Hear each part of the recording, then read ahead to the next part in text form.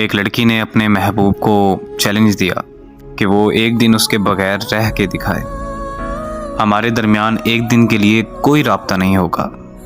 अगर तो तुमने ऐसा किया, मैं ज़िंदगी भर तुमसे मोहब्बत करूँगी।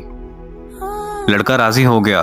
उसने पूरा दिन अपनी महबूबा से कोई राब्ता नहीं किया और लड़की के पास उसकी ज़िंदगी के बस सिर्फ 24 घंटे थे। वो लड़की कैंसर की मरीज़ा थी और वो लड़की उस रात मर गई। अगले दिन लड़का बहुत खुश होकर उसके घर गया और कहा, मेरी जान, मैं आ गया। कहाँ हो तुम? देखो, मैंने कर दिखाया। लेकिन जब उसने अपनी महबूबा को कफन में देखा तो उस लड़के पर सख्ता तारी हो गया। उसकी आंखों में बेइंतहा आंसू थे।